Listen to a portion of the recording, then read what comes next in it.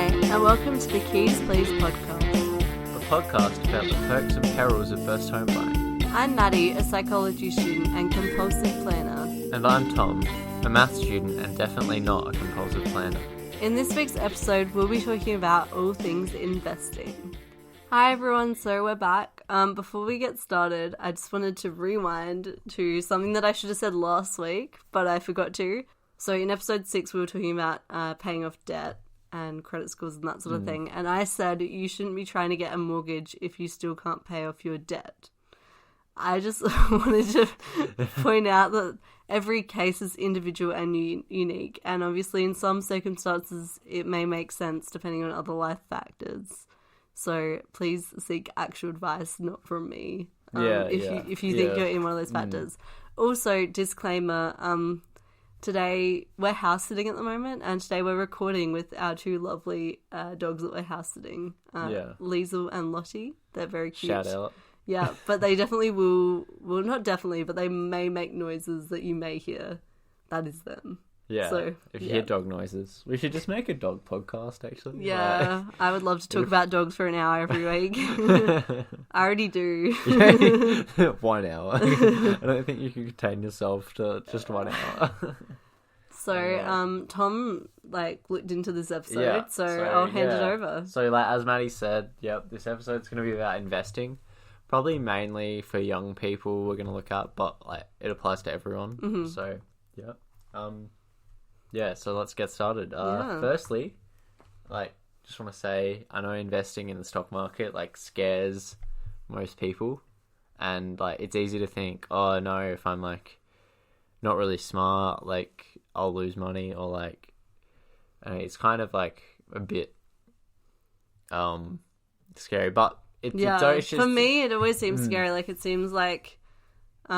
something that you leave to the professionals, and with my own money I just put it in the bank, and that's the safest thing for me to do. That's my view. Anyway, this episode is going to go into that, and actually that's not actually a true that mindset.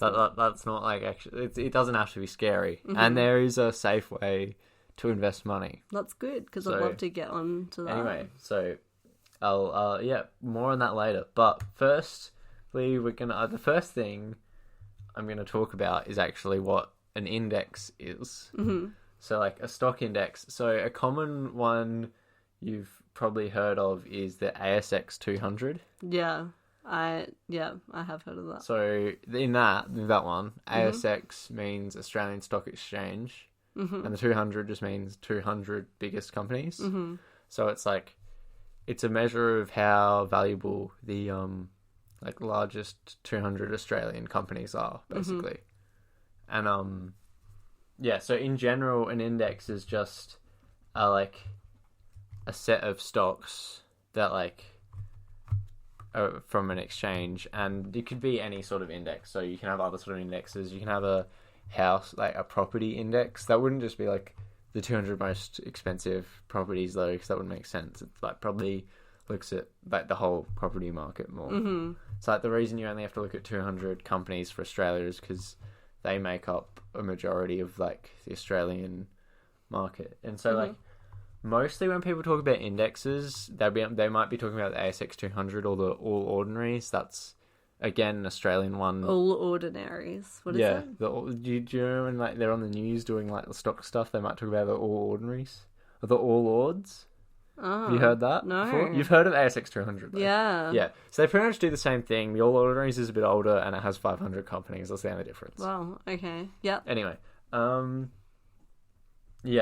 people often use it on the news to, say how the market's going, and they'll, for example, in the GFC, the ASX 200 went down, 15% or something, and that's, was showing that, obviously the Australian market went down, but it went down in most places. So since then the economy's been growing. So it's just might mention there that the ASX 200 is generally good.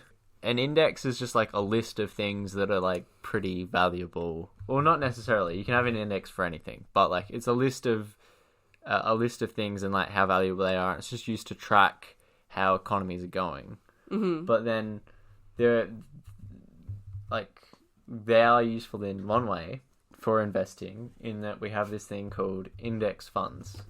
So there are other types of funds, like investment funds, but what index funds do is they just choose an index and then they say, we're going to like just track that index and try to like replicate that index. So like, for example, for the ASX 200, they just buy shares in all the different companies so that like if the ASX 200 went up, they would go up, and if it went down, they'd go down. Like, they'd just do the exact same thing that the ASX 200 does. Right, okay. Basically.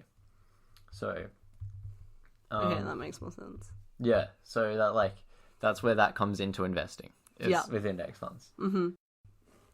Like they're a pretty good, like they're a pretty safe investment because the economy, like I said in the GFC, it did go down 15%, but like over the long term, the economy like almost always goes up. Mm-hmm. Like some economies in countries where they're having like political problems or whatever, like some economies aren't great to invest in, but the Australian economy is good. pretty safe, pretty good investment, especially if you're if you're a young person, because like you should be looking to invest over the long term, probably. So would you say because they're a safe investment that it's wise to you basically just leave your money in them? Yeah, as long as possible. So yeah, you can leave your money in them over a long period of time, and that's generally pretty safe.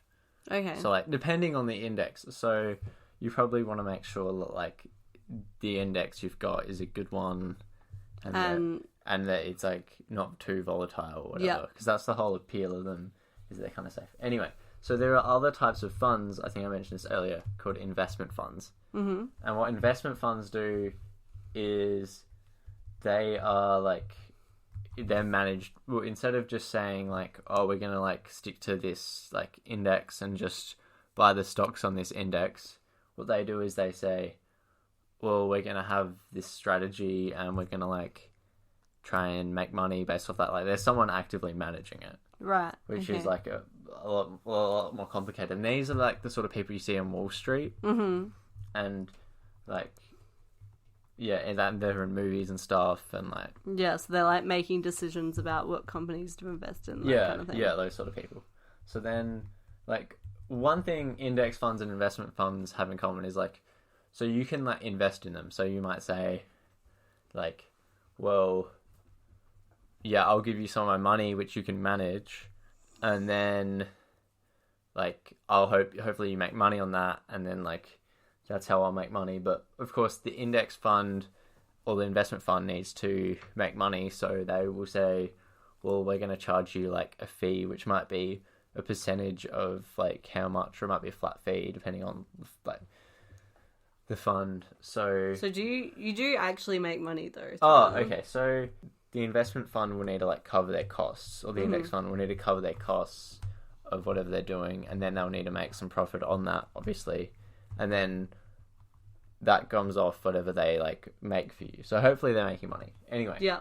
So like you might think that because an investment fund is being managed by these smart professional people that know what they're doing, that they're really good and they make money, and those funds are better than index funds. Mm-hmm. But like that's actually, it turns out, not true. That's what Wall Street like wants people to think, so that they'll give them money. Right. But it turns out that because it's a lot easier to track an index than it is to like come up with a strategy and stick to that strategy and then like buy, sells, and evaluate your position all the time, make sure that you're safe. It's much, much simpler to just say, here's an index, we're going to replicate that. So it's much cheaper for index funds to be run than it is for like investment funds, and therefore their fees are much, much smaller. So what do you know what kind of fees you'd be looking at? Yeah, so some specific examples. I think Vanguard, they're a pretty common index fund. I'll talk more about them later, but I think they're like 0.03% maybe, or something like that. So normally an investment fund would be like 1%. Oh, right. Okay. But like an index fund is always much cheaper. Like that's the whole appeal of them, is that no one's like saying these are good stocks, these are bad stocks. They're just saying, well, these are like common stocks that like the whole economy is based on, and they'll go up or down with the market, but then we won't charge you too much to manage that. So because index funds are so cheaper, it turns out that only 2 to 3% of the best investment funds actually outperform their fees. Right. So Yeah. some people are actually not making any So money. all those for example, Harvard have, because they've had a bunch of people come through there and be really successful and then endow the money or whatever, they have an investment fund. And that, you'd think, oh, Harvard, they're really smart, their investment fund would do really well. But actually, over time, they would be like much better off if they had just invested it, given all the money to an index fund. Right. But and instead of trying to like spend money on investing it and stuff. So how much money would you need to invest in index fund? Is there a minimum? Okay, so kind of yes, but okay, we'll get to that later. I'm about to get that. Good question. I'm just excited. Right.